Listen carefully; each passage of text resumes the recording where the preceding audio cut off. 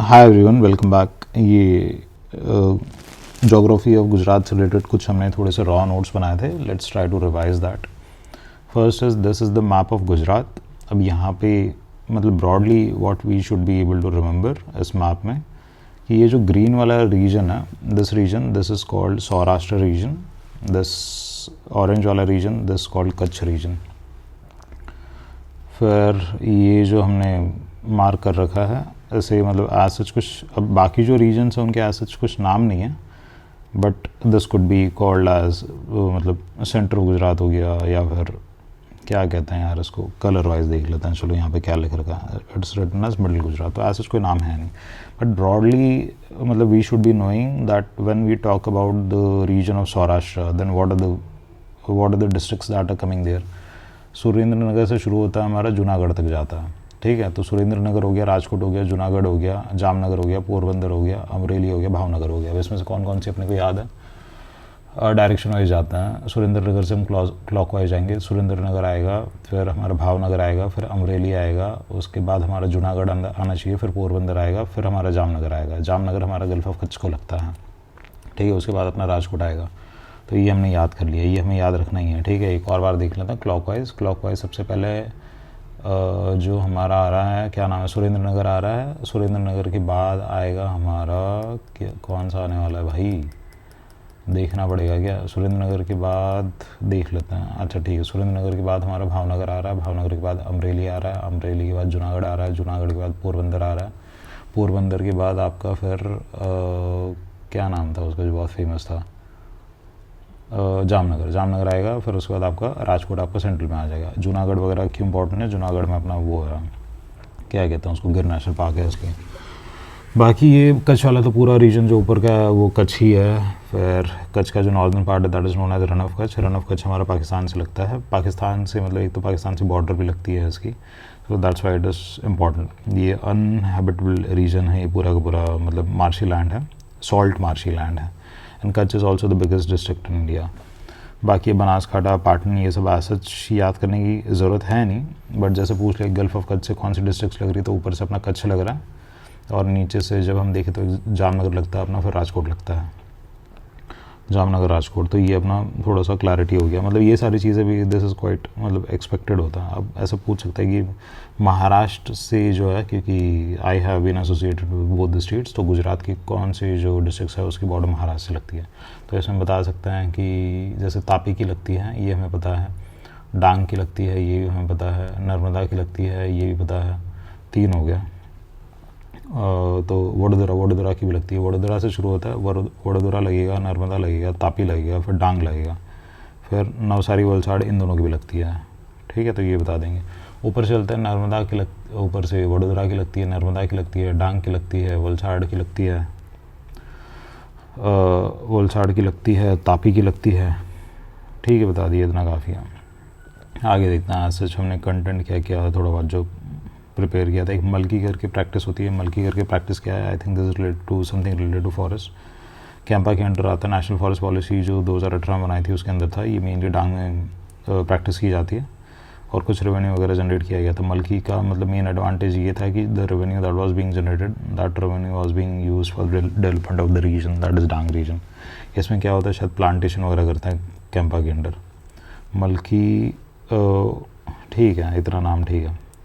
आगे देखते हैं मल्की में हो क्या रहा है। प्लांटिंग ट्रीज़ करते हैं, 16,000 फैमिलीज़ कर रही है, $220 पर हेड फैमिलीज़ को मिल रहा है, मतलब फैमिलीज ट्री प्लांट करते हैं। Ideally the revenue generated should be given to the tribals. Ideally जो रेवेन्यू है वो ट्राइबल्स को दिया जाना चाहिए। एग्रोक्लाइमेटिक जोन्स के बारे में अगर देखें तो 8 जोन्स में डिवाइडेड है, but as such this is not important. But हाँ, क्या क्या उगाया जा सकता है, this becomes important. Middle Gujarat में हमारा एक तंबाकू उगाया जाता है, ब्लैक सॉइल है, और कॉटन तो उगाया जाता है हमारा। उसके अलावा नॉर्थ गुजरात जो है, नॉर्थ गुजरात में हमारा जीरा उगाया जाता है, आलू उगाया जाता है, सौंफ भी उगाया जाता है, जीरा आलू, this becomes important. Cotton groundnut तो वैसे ही हमारे यहाँ उगाया जा रहा है। राइस भी हम उगाते हैं और अच्छे से एक्सपोर्ट करते हैं इस चीज़ को। मैंगो हमारे नीचे वाले फेमस है, वलसाड़ में हमारा अल्फांसो है, केसर हमारा जूनागढ़ में पैदा होता है। उसके अलावा सोसिन करके वो लांग में होता है, और महुआ क्या है, कौन सा मैंगो, जमदार मैंगो करके कुछ लिखा है। 3-4 मैंगो याद कर लो। एक तो अल्फांसो कर लिया हमने, अल्फांसो हमारा कहाँ का हो गया, वलसाड़ का हो गया। केसर है, केसर हमारा जूनागढ़ का हो गया। सोसिन हमारा अलंग का हो गया। एक बार देखते हैं याद हुआ भी है या नहीं। केसर है हमारा, सोसिन है हमारा, अल्फांसो है हमारा। अल्फांसो हमारा शायद कहाँ का है, जूनागढ़ का है, नहीं देखा इसलिए। अल्फांसो हमारा वलसाड़ का है, केसर हमारा जूनागढ़ का है, सोसिन हमारा अलंग का है। अलंग मतलब जामनगर। ठीक है, आगे देखते हैं। जामनगर में एक मराइन नेशनल पार्क भी है। इंडिया का एकमात्र नेशनल पार्क है ये, पिरोतन आइलैंड करके नाम है वहाँ पे है। मराइन नेशनल पार्क में क्या होता है, बड़ा सा मतलब वो स्पेस है, पानी का स्पेस है, उसके ऊपर वहीं पे जानवर रहता है और उनको आपको दिखाया जाता है। आप वहाँ पे पैदल चल के जा सकते हैं और वो जानवर को देख सकते हो। यूट्यूब पे वीडियो दिख जाता है उसके। बायो रॉक क्या होता है, बायो रॉक मतलब रॉक प्लस कोरल इन दोनों को मिलके जो बनाया जाता है। कोरल रिस्टोरेशन वगैरह में ये यूज़ होता है। Limestone restoration, keystone species, coral जो है कीस्टोन स्पीशी हमारी। कीस्टोन स्पीशी क्यों है कोरल हमारी, क्योंकि कोरल हमें बताती है कि हमारा जो मराइन है, मराइन का हेल्थ का स्टेटस क्या है। अगर हमारा कोरल अगर डिप्लीट होते हैं तो it has an impact on the overall marine ecosystem. ठीक है, और कोरल जो है that are also hotbed of marine diversity, so therefore they are important. Lions हमारे गिर में क्यों है, ये अच्छा क्वेश्चन है। एक तो पहला तो हमारा रिफ्ट के बाद, अफ्रीकन रिफ्ट के बाद गुजरात सेपरेट हो गया था, तो ये बिलीव किया जाता है कि it was earlier part of Africa. ठीक है, तो वहाँ से वो लैंड मास सेपरेट हुआ, तो कुछ लॉयन है वो हमारे यहाँ पे आ गए फॉल्ट लाइन की वजह से। इवोल्यूशनरी एस्पेक्ट उससे एसोसिएटेड है, तो इस लैंड में भी फिर लॉयंस हमारे कंटिन्यू किए। अब क्या होता है, दो टॉप प्रेडेटर ना एक साथ नहीं रह सकते, दैट इज़ इंपॉर्टेंट। इसलिए लॉयन और टाइगर ना कभी भी हमेशा एक जगह पे अगर रहता तो उनके बीच में कंटिन्यूस कॉन्फ्लिक्ट चलता रहता। चीता का हमने क्या किया है, ट्रांसलोकेशन किया है। कहाँ से किया है, चीता को हम लाए हैं नामीबिया से ला के इनको कहाँ पे रखा है हमने कूनो में रखा है। कूनो हमारा कहाँ है, MP में है। अभी रिसेंटली चीता के जितने बच्चे आए थे उनका जो सर्वाइवल है दैट इज़ क्वेश्चनेबल, क्योंकि उनमें से जो कुछ थे उनकी डेथ भी हो गई है।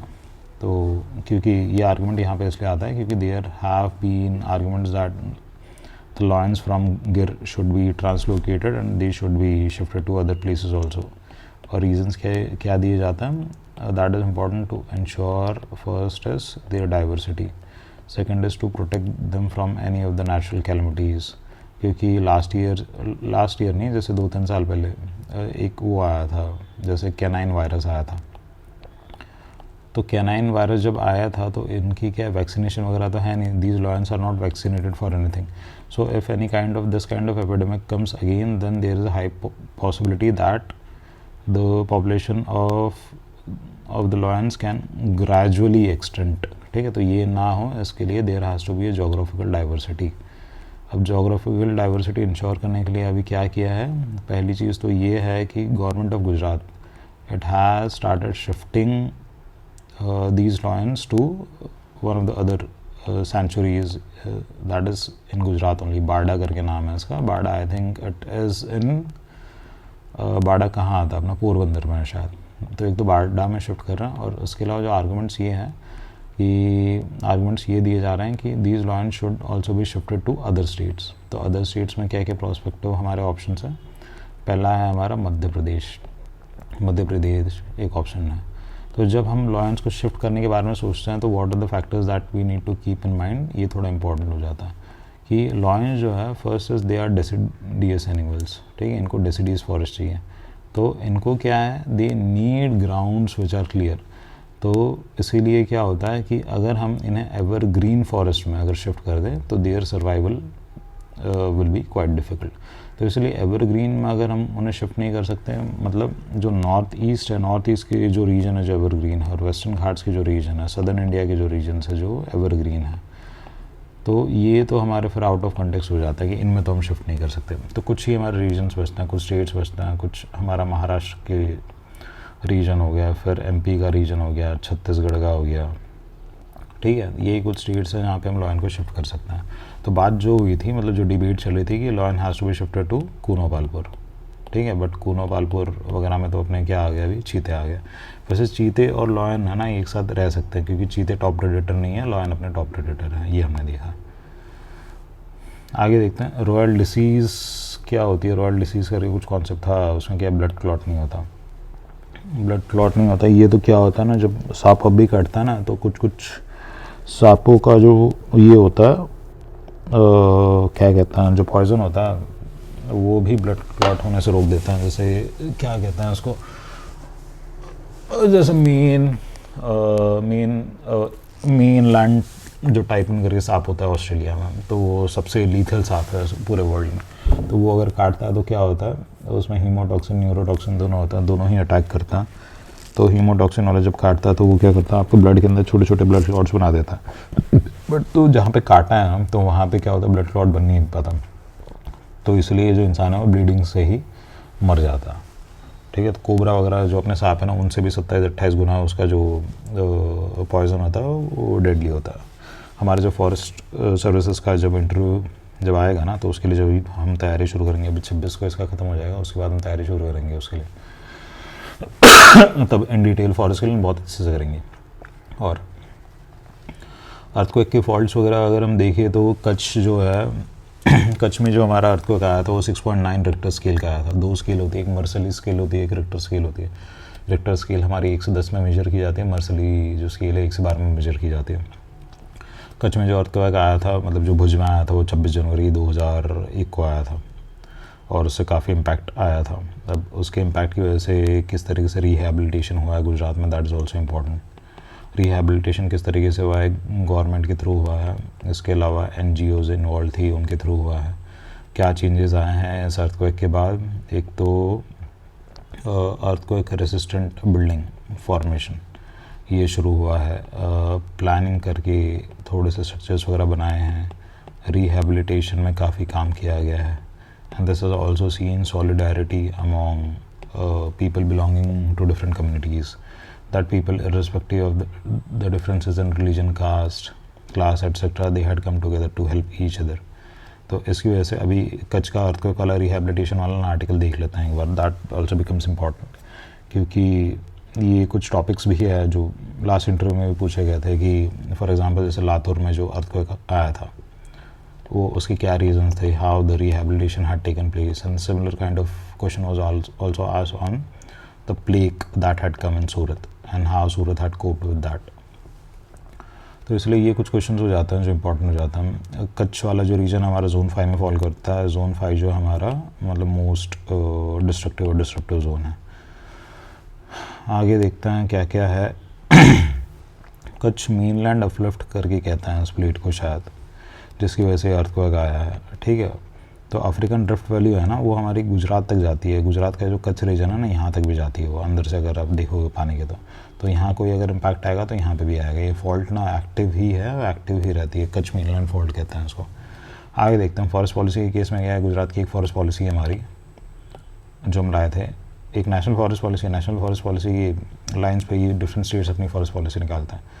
अब इसमें क्या है, ओखा मंडल बचाव आंदोलन करके, किनारा बचाव आंदोलन, custodial death of lieutenant colonel custodial death हुई थी ये प्रोटेस्ट वगैरह में, किनारा बचाव आंदोलन। दिस ऑल्सो इम्पॉर्टेंट, ये मैं हाईलाइट कर लेता हूँ क्योंकि यहाँ पे हमने ज़्यादा कंटेंट लिख नहीं रखा है, तो will have to see this in detail, ज़रूरत पड़ती है तो। बट इस पर क्वेश्चन आए specifically, that is difficult because this is a kind of state issue, थोड़ा सा माइक्रो इशू हो गया। But question on this can be asked in forest services, that do you know that any of the protests that were going in the state of Gujarat that was related to the preservation of land or preservation of marine species etc। तो इसमें एक तो हम बता सकते हैं कि अच्छा नर्मदा बचाओ आंदोलन जो चल रहा था, that was against the development of the Sardar Sarovar Dam, Sardar Patel project, because what is the reason of the protest? The reason of the protest was that that farmers and a lot of people that mainly belong to the tribal communities had to be displaced from their land because land had to be acquired for the construction. In second, the construction of the dam would lead to the submergence of land. So the protest was regarding the displacement of people and inadequate rehabilitation and compensation by the government. Inadequate rehabilitation, compensation and delay in compensation by the government. ये किसने मतलब किया था? Who was was a part of this Narmada बचाओ आंदोलन। एक तो ये थी मेधा पाटकर जी, एक ये थी, इनके अलावा आई थिंक कुछ और थे, उनके नाम हमें याद रखने की ज़रूरत है, आगे देखता हूँ जब आएगा तो। डेवलपमेंट डिस्प्लेसमेंट की बात थी, बुलेट ट्रेन, ये सब में भी फिर ये क्वेश्चन आ सकता है, बुलेट ट्रेन वगैरह में हमें एक स्टैंड लेने की ज़रूरत है कि yes development is necessary, every kind of new development is necessary in this regard. If there are any kind of reservations that people have, then they should be adequately taken care by the government. For example, adequate compensation at market rate should be given to the people for their displacement, for the land that has been acquired. अब इसमें कुछ factors जो important है हमें वो ये है, वो जो याद रखना है कि here the development of the nation has to be prioritized over individual interest. But ये जो है ना, ये थोड़ा सा डिफ़िकल्ट हो जाता है क्योंकि इसमें क्वेश्चन कुछ भी आ सकता है। फॉर एग्जांपल बोल देंगे अच्छा let suppose that if it was your home would you keep the same stand, तो यहाँ पे तो यही बोलना है कि yes even I would have kept the same stand even in that case. मतलब बोलने के लिए तो यही बोलेंगे, हर कोई यही बोलता है। बट वही आ जाता है जैसे आप एथिकली सोचते हो कि कोई चीज़ अगर पर्टिकुलरली हो रही है, we see that in isolation. For example जैसे जम्मू एंड कश्मीर में आसफा लगा हुआ है, and if you are not a part of that state, then you might feel that it is important for ensuring the national security, integrity, sovereignty of the nation, etc., to ensure peace.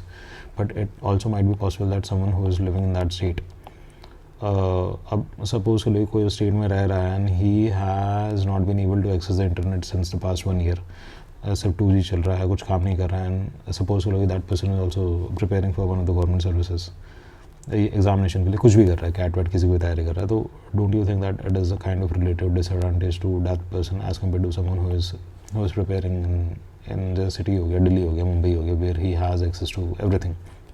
तो ये create होता है। तो ethically अगर आप देखो तो this is quite debatable and questionable. तो इसे मतलब इन डिटेल हम थोड़ा सा ग्रेजुअली करेंगे, बट यहाँ पे at present the stand has to be sir कि मतलब यहाँ पे on one hand there is development which cannot be compromised, on the other hand it is the duty of the state to ensure that the people who are getting displaced, they are adequately compensated. I think the compensation in this regard has to be more than just monetary or material compensation, because here the development is also leading to displacement of people from the land to which they are attached. So therefore this should be done with keeping in mind that a better life is given to them. How the better life can be given to them?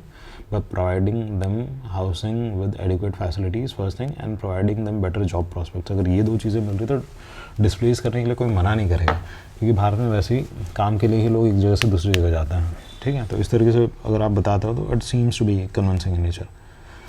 आगे growth in India, ये सब हम आगे देखते हैं फिर ये, क्योंकि ये शायद पुराना डाटा हो सकता है। तो ठीक है, ये जोग्राफी और गुजरात को हम थोड़ा सा और डिस्कस करने का प्रयास कर रहे थे। विल एंड दिस, हम आगे जो सेशन बनाएंगे उसमें मिलता हूँ। तब तक के लिए टाटा।